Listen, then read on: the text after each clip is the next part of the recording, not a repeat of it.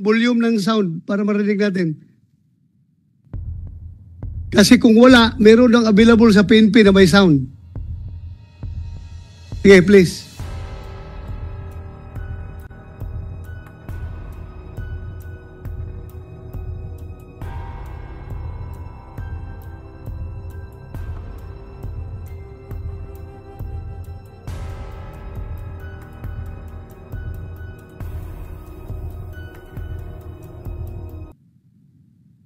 Ako ha, nakikita.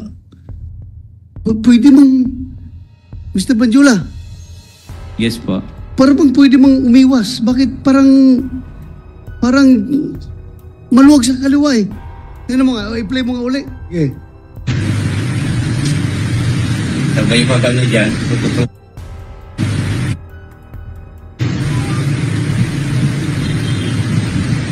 Siyempre, oh.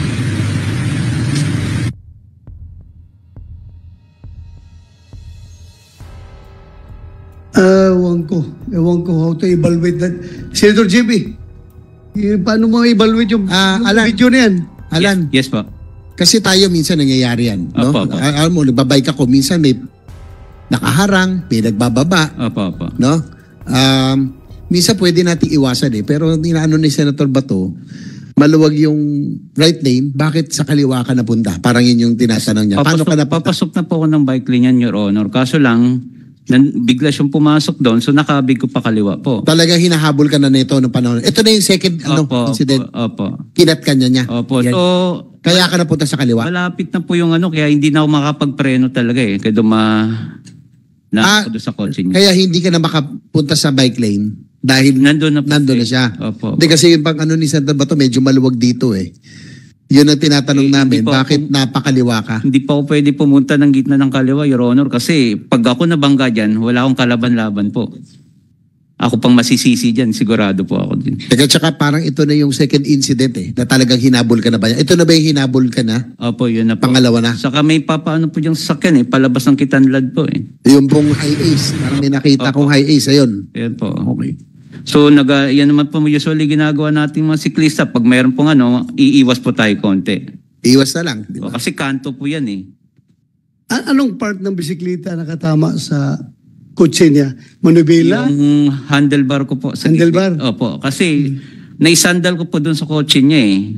Kung di po ako nasandal sa kotse niya, talsik po ako, malamang masasagasaan po ako ng sunod na sasakyan sa left side po.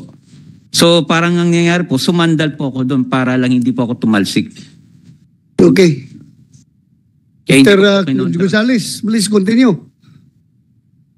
Yes, Your Honor. Sige. Tapos po, nung may tumabi po sa akin kotse, sabi niya, kasi nakabukas po yung bintana ko eh. Nagbaba siya ng bintana, sabi niya, yung sumuntok sa kotse mo, nasa QA, wala dyan sa E-Road. So nag-turn po ako na papuntang Quezon Avenue. Habang bumabagtas po kami, nakita ko po siya palinga-linga. So ginawa ko po, kung makikita niyo po sa CCTV ng barangay, kinakabig ko po yung kotse ko, unti-unti pakanan. Sinisigawan ko siya na itabi mo. Bilangga mo ko, sinuntok mo yung kotse ko, itabi mo, mag-usap tayo. Ayaw ho niyang tumabi. So ang ginawa ho niya, pumunta ho sa left side ko, labas po nung bike lane. Kaya kung makikita niyo po, labas na po ng bike lane, yan po, yung pagpasok ko po sa bike lane na yan, dahil nga ho pinapatabi ko siya. Yung paglabas ko naman po dyan sa bike lane na yan, dahil kumaliwa nga po siya, pumunta siya sa left side. Na ayaw naman ho talaga niyan tumabi.